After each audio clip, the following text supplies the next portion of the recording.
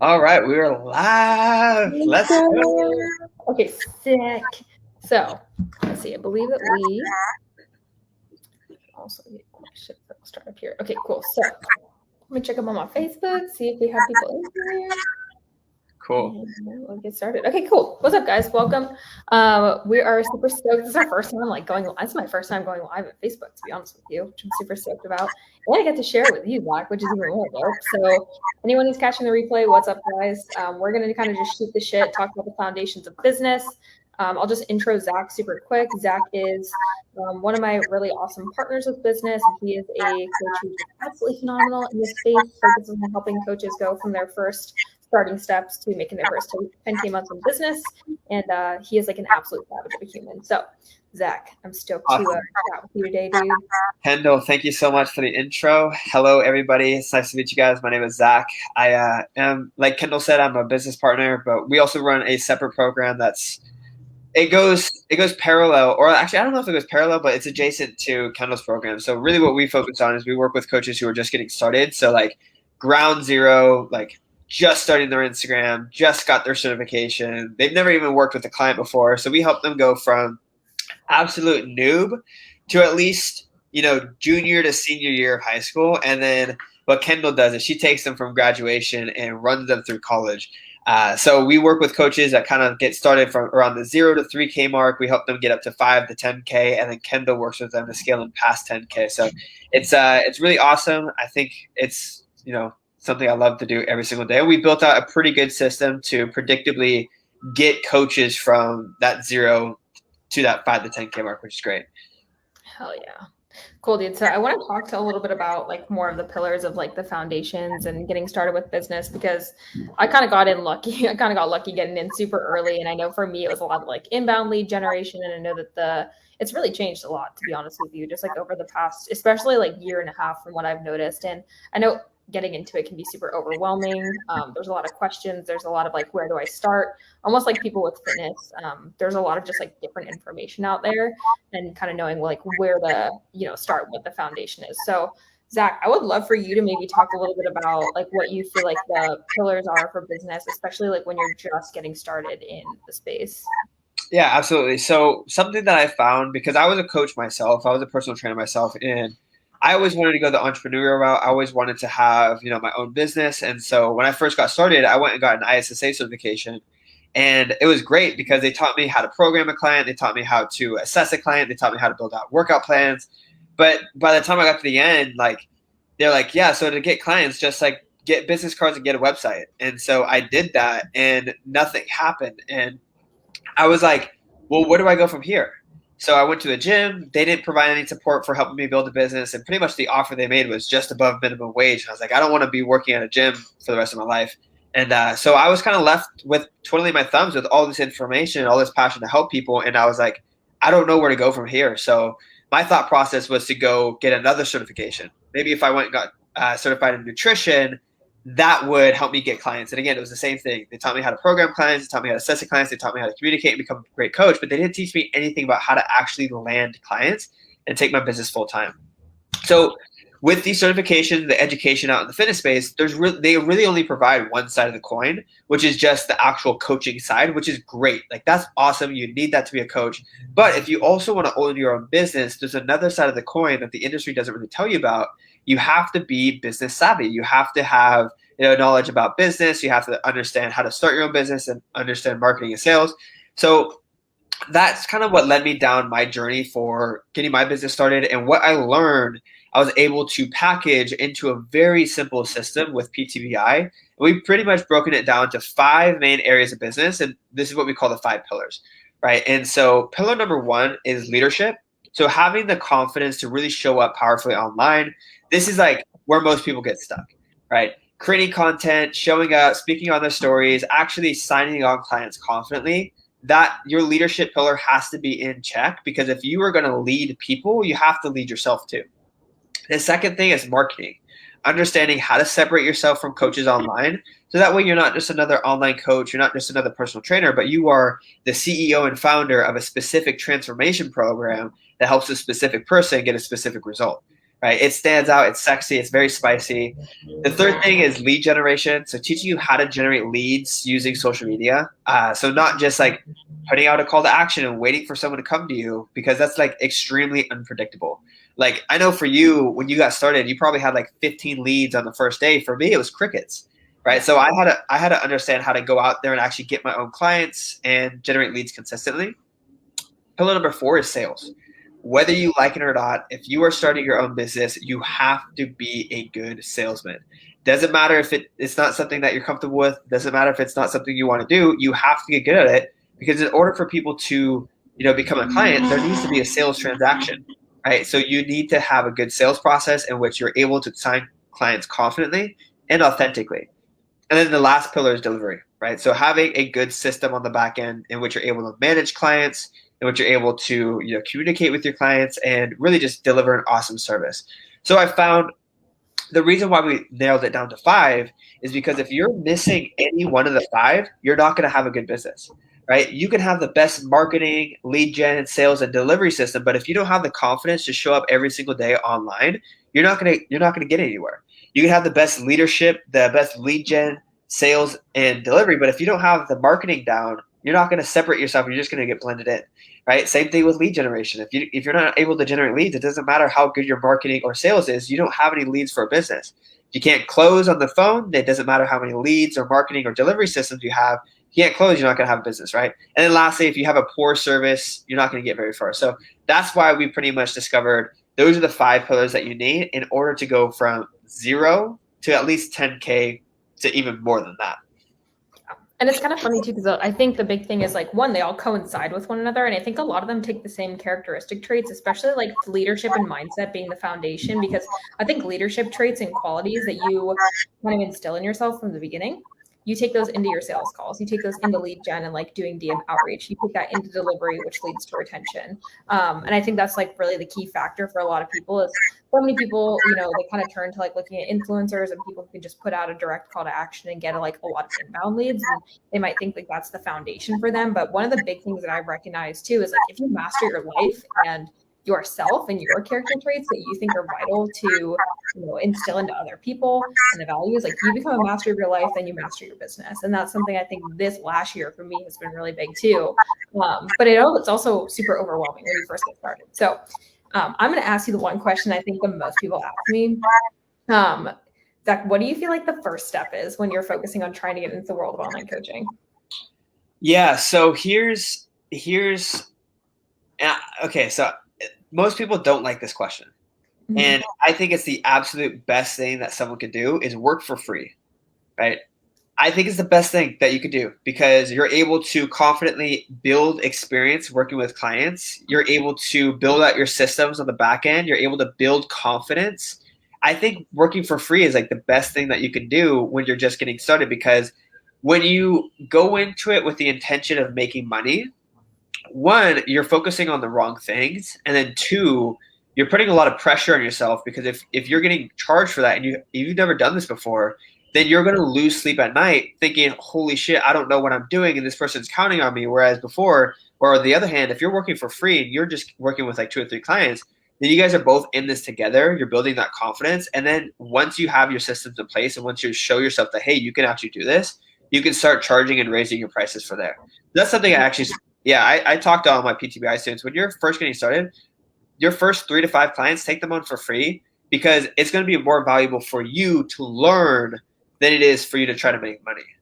Right. And I think another thing too is like getting those first 10 to 20 clients on your roster is so tough. Like those first few are like the hardest to get on there because you don't really have credibility. It's like when you get out of college and like you have your degree, but they're like, no, we're looking for someone with experience. It's like, how do I get the experience to be able to then get this job? And I think that's one of the biggest problems that I see a lot of coaches face.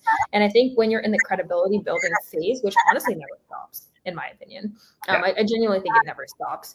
It gets a little easier, I think, over time because word of mouth and like you've already built up, followings and, people know who you are. But in the beginning, I think another thing too is like really accommodating, even sometimes with like pricing and things like that to fill your roster can be really helpful because Also, too, you're going to build up deliverables as you go. I think so many people hold themselves back with the thought of, oh, I'm not a good coach because I don't have a 12-week course and I'm trainerized and I don't have, all these things in place. So then imposter syndrome creeps in.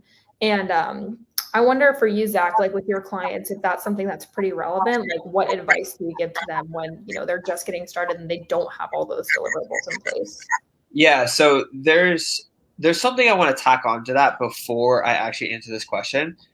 There's something that I call the 20 client threshold, which means like your first 20 clients are going to be the hardest ones that you sign. But once you pass that 20 client mark, once you have a roster of at least 20 clients, you will never, ever have to go get a day job ever again. Because even if you lost 5 clients, whereas if you lost 5 clients where you only had 5 clients, it's devastating. Right? Whereas if you lost 5 clients where you had 20 clients, you still have 15 clients left, right? And you're still able to build off of that, and you're still able to grow. And by that point, it becomes a flywheel where word of mouth spreads, momentum builds. I always say once you pass that 20 client threshold on your roster, you'll never ever dip below that again. And your business will just, unless you absolutely just made a terrible decision and lost all of your clients, like that's a freak accident. But that's like usually the goal I tell my clients to go for is like just get a 20 client threshold. Once you pass that, you're good. But what was the other question again? So basically, like when people have that imposter syndrome creeping in because they Oh, don't the necessarily deliverables. have like, full courses and deliverables in place, like what advice do you give? Yeah, well, first thing first, I would say wait on building deliverables because you don't want to put so much time building something that your clients don't even need, right? When I built PTBI, for example, I did not build any single course until I worked with at least 5 to 10 trainers because I didn't even know what questions they had. And then even as I was building PTBI, I was getting more and more questions from new trainers, so I started building that. So I always say work with your first 5 to 10 clients one on one. I would even advise hopping on Zoom calls every single week. I know most coaches are like, no, don't do weekly Zoom calls. Like it's not scalable. But when you're first getting started, it is so helpful for you as a coach to learn what kind of questions your clients are asking and what kind of resources they actually need. So that way you can hop off that call, build them that resource, and then the next time a client comes around, you already have the resource for that client. So one thing I always say is that you're not going to have your dream business between your first 5 to 10 clients, but you will have your dream business by your 100th client. Because by the time the 100th client comes around, you have all the resources built, you'll know exactly what questions, what kind of support they need. So just know that like you're not going to have the perfect business right away, but by the time you're a year into this, 2 years into this, 3 years into this, you'll have enough time to build everything that you need correctly to, deliver those results. Yeah. I think another thing to tack onto that too is like I remember when I first got started with business or with fitness coaching, like I coached for 2 years without any deliverables besides a welcome packet that had a few additional notes about getting started on macro tracking. And that was literally it. So I had to go all in doing like group calls weekly for my clients. I had like a group chat that I would start up. And then I ended up building up my course. And one thing too is like I've noticed for coaches, especially in the space, like your niche kind of evolves over time. So I'm just going to give an example. Like I started off as someone who just helped women who, recovered from eating disorders, and now they're looking to get a better relationship with food. But over time, that evolved into harder pain points. Like we noticed people who came from restricted class have gut health issues, birth control issues, hormone issues. So we kind of niche down over time, which also helps you tack on to more delivery. I ended up rebuilding my course like 4 times because I built it prematurely. So that's another thing too to consider is like you can always just add on or add more things on as you go. And that's something I found works a lot better. So that way also, like you said, Zach, I mean, you're taking away from lead generation to even get started. If you're building this course and you have no one to put into it, it's like, Yeah. you spent a lot of time building it. You might as well focus on credibility building first. You know what it is? It's a form of procrastination. Exactly. Yeah. Building a course, building out resources before you get started is a form of procrastination because you're just procrastinating getting started with the actual clients. Exactly. Yeah, that's what I've noticed too, is it's almost like a perfectionistic tendency. It's almost like a scapegoat for not showing up and like not doing the calls to actions and not starting the actual business up and taking payment over the phone, like doing the sales calls it's like you said, yeah, a form of procrastination. So I think one of the bigger things is like obviously people really focusing on showing up and like being able to build the credibility factor, kind of like you said, with stepping into leadership. So for people who are really having trouble with showing up, how do you feel like they can kind of get into the right headspace to focus on being able to show up and knowing who to show up for too? Yeah, so I always say that when you're having difficulty showing up, it's usually because you're focusing on the wrong things. So one of the and this is kind of like a just a personal remedy as an example, but like when someone joins PTBI, I tell them you are no longer showing up for you, but you're showing up for us. We as your teammates and your coaches and me as your mentor, we want to see you show up because I find that when people get in their head about showing up, it's because they're thinking about their friends from high school, they're thinking about their mom, they're thinking about their cousins, they're thinking about all these people who are going to say negative stuff. But what happens when you focus on the people who are going to say positive things, right? So one thing I actually said this to one of my clients.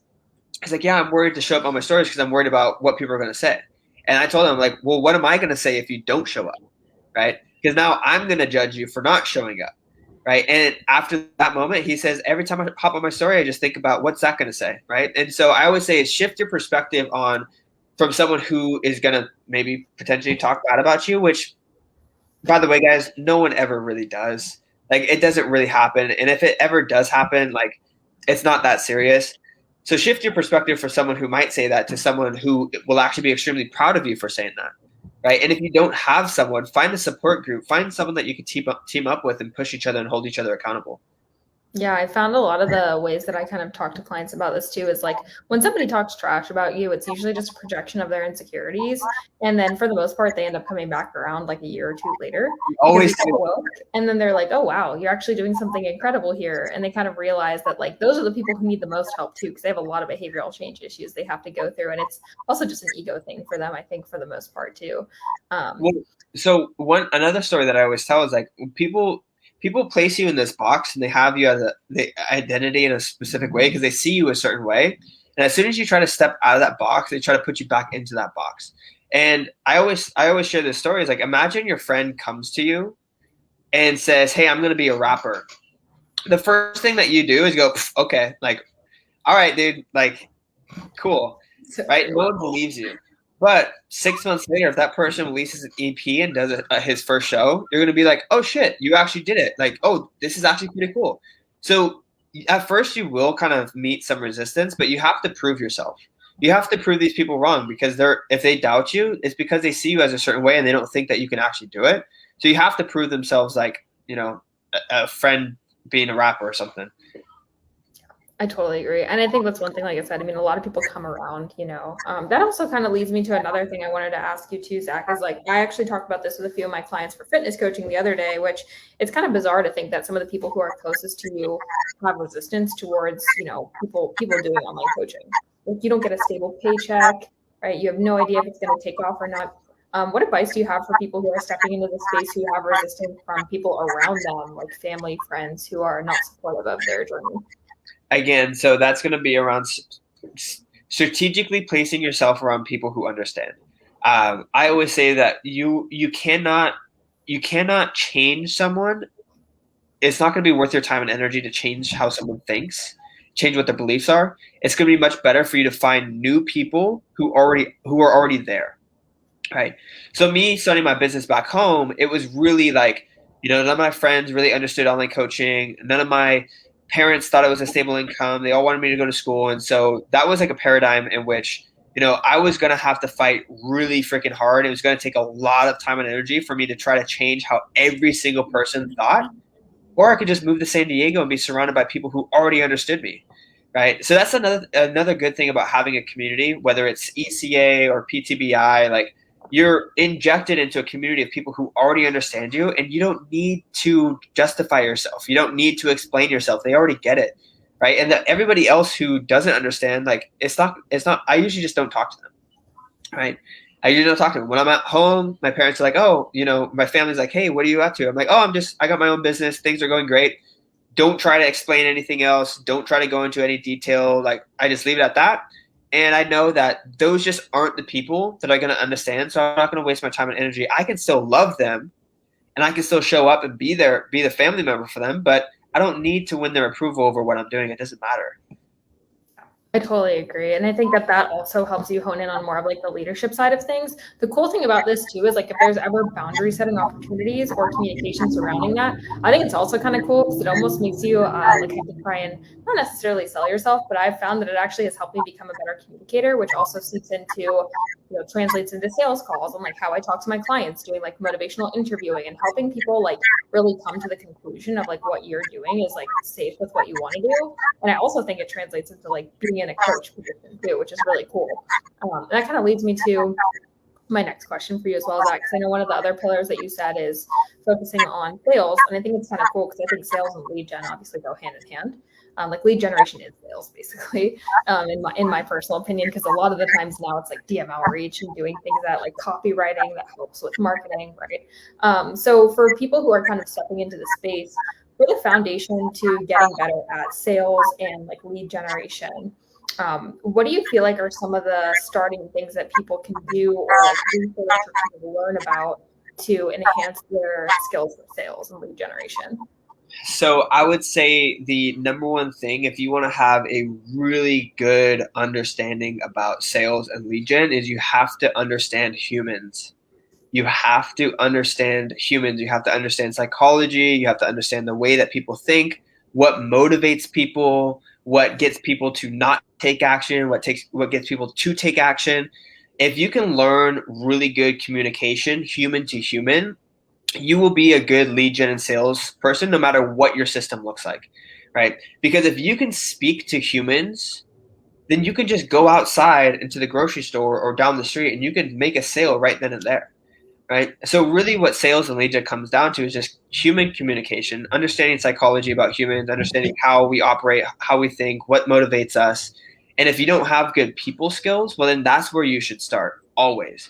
Whereas if you do have good people skills, you can hop on a sales call with no script whatsoever and no plan and still leave the call with a sale just because you understand how to have a good conversation. Right. And I think this is one of the bigger things to dive into too, is studying almost like the human psyche. And it's so interesting because it's like we start off as like, okay, I want to be a fitness coach. And then like all this other stuff comes along with it, which I think is the cool aspect of it too. I also think it's one of those things where we talked about in the beginning, like mastering your life is also like how you master your business. Because if you master communication, like you're also mastering relationships, friendships, and that also allows for you to grow your network too, which I mean, this year for us, I think even alone, Zach too, has just been such a massive contribution to being able to grow.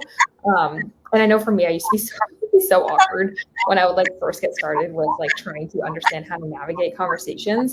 So for anyone out there who is just like that awkward person who just has a really hard time like understanding other people, what would you say would be like one of the things that's helped you with just getting better at communication and like approaching people and understanding people? So don't take this as conventional advice. I'm just going to share like my actual experience, like what I actually did. There's two books that I read at two different times in my life. One was How to Win Friends and Influence People. I read this book while I was working at a yogurt shop, and I made a promise to myself that every single stranger that came into this yogurt shop, I was going to talk to them and try to have a genuine conversation with them for as long as humanly possible. And that got me really out of my comfort zone to just meet new people, say hello, and just have a conversation with them and get better at small talk. I took that over to the gym as well, and I would just go up to people in the gym, give them compliments, ask if they wanted to catch a workout, and I would just meet people, doing that.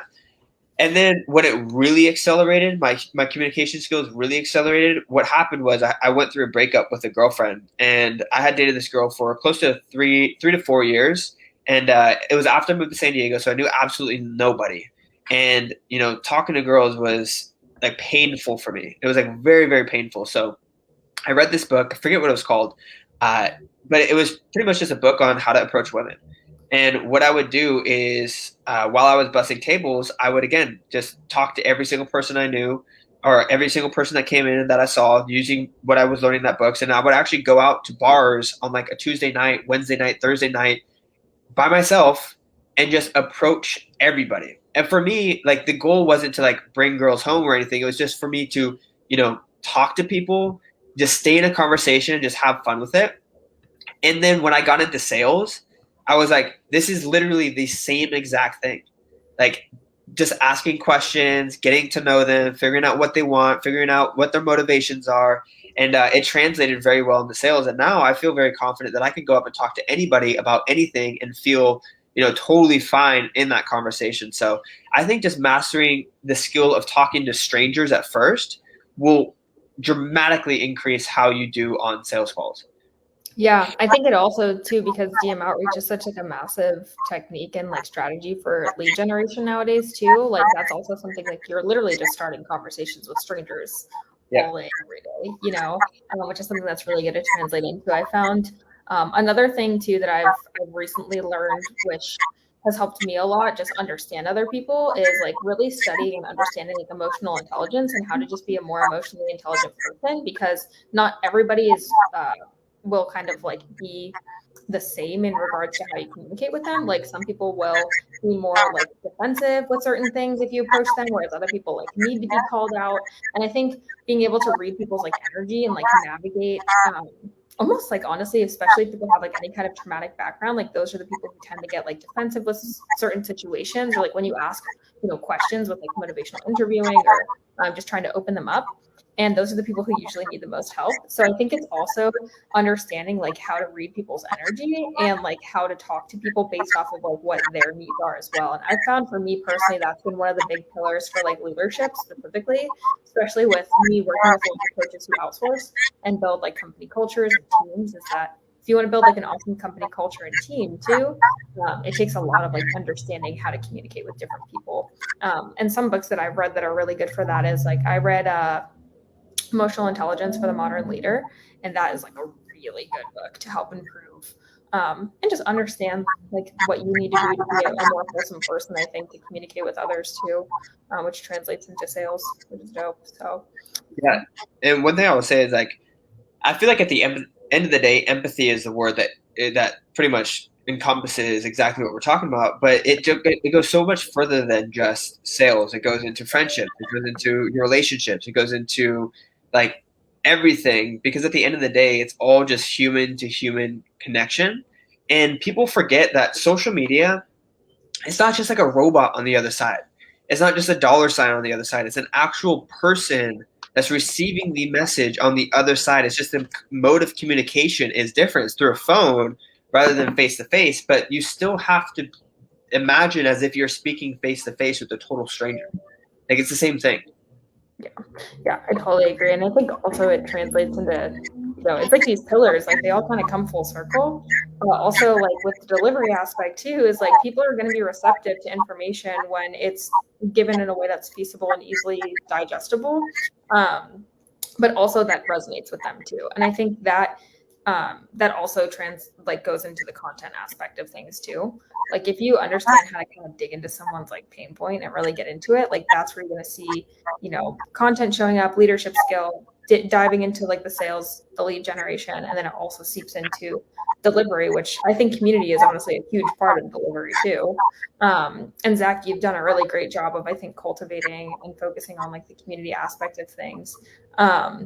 I kind of want to cover like delivery as like the last pillar here, and dive into that. So if you want to give some tidbits on how you feel like that can kind of translate into delivery and how that helps with the other pillars of business. So how communication translates to delivery? Yeah, communication and how like delivery honestly pours back into lead generation and sales. Yeah, so communication pours into delivery the same as like, well, you have to, well, let me back up first. So the relationship doesn't start at this, or the relationship doesn't end at the sale, it starts at the sale.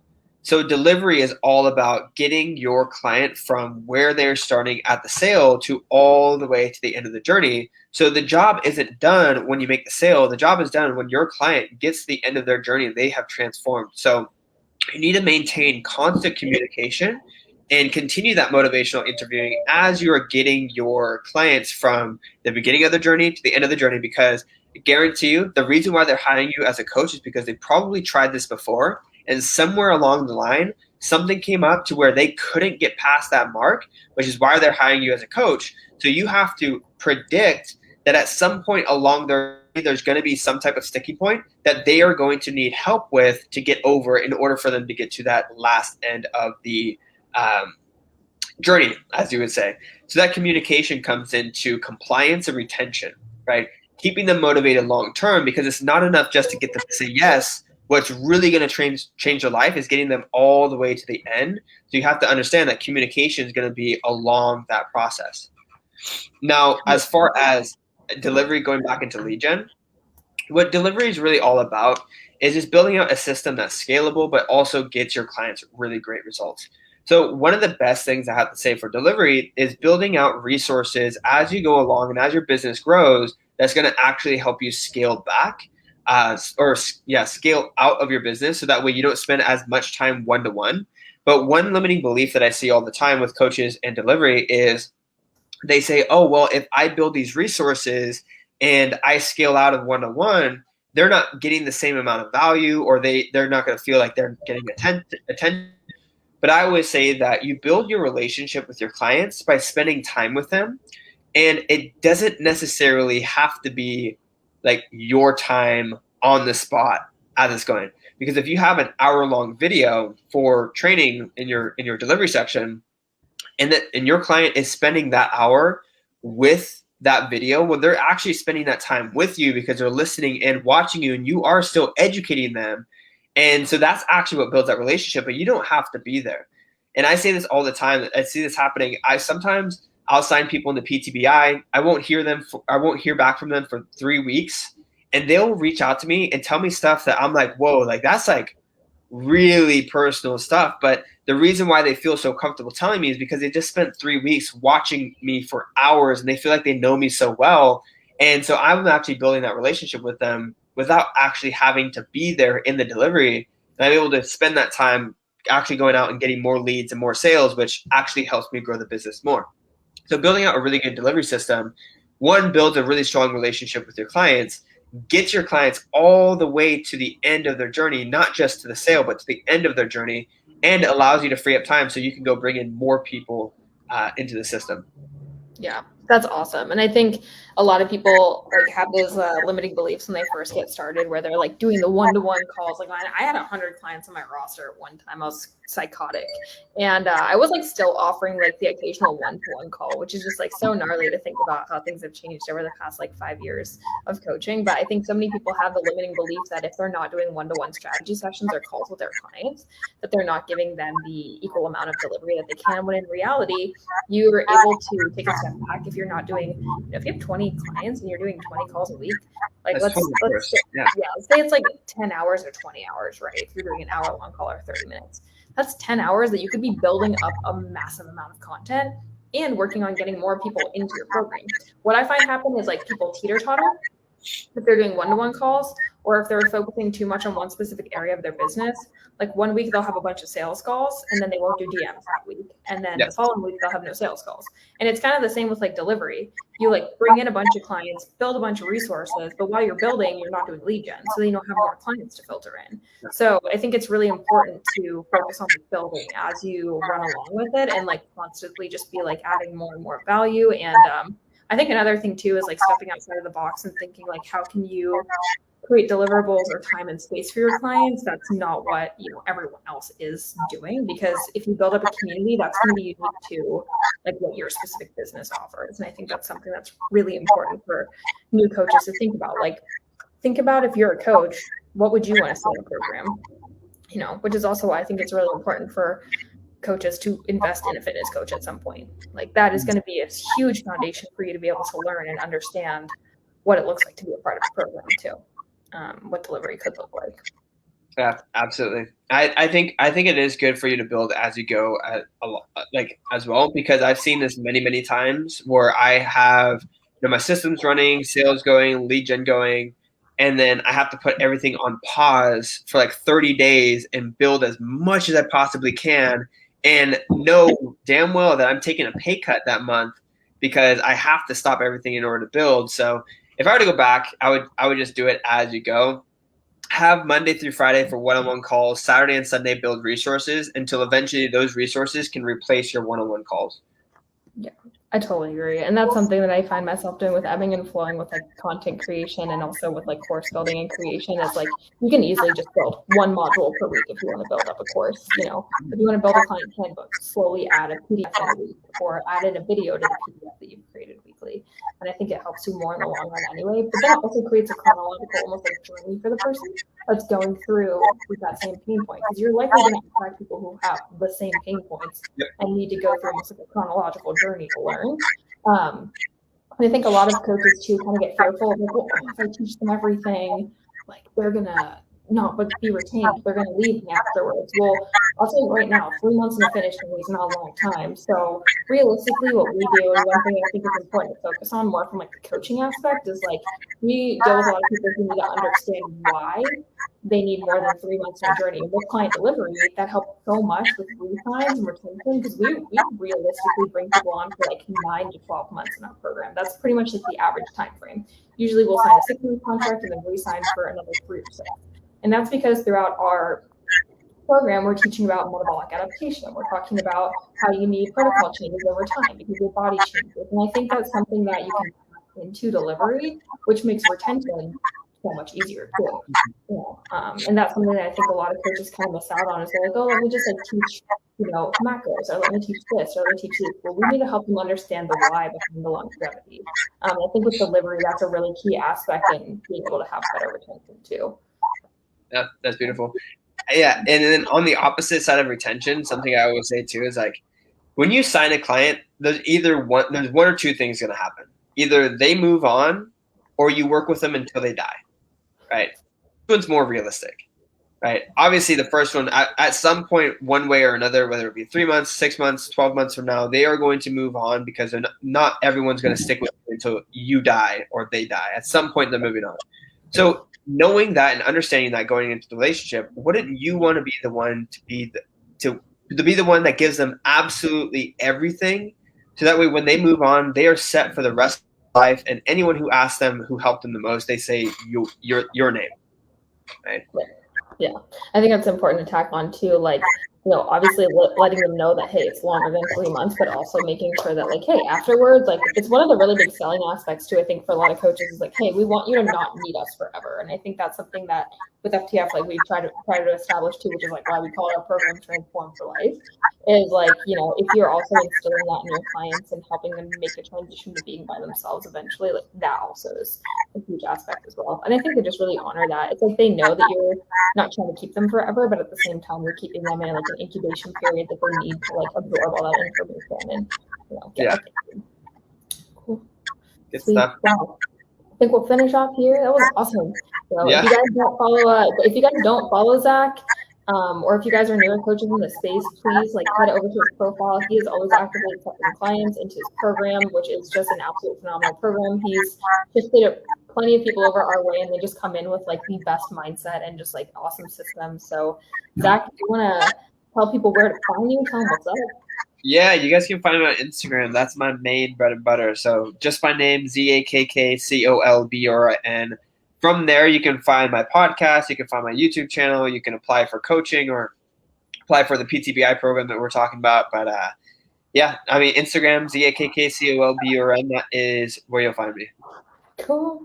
Sweet. Well, Zach, thank you so freaking much. Guys, thanks so much for tuning in. I appreciate you guys. And we'll chat soon.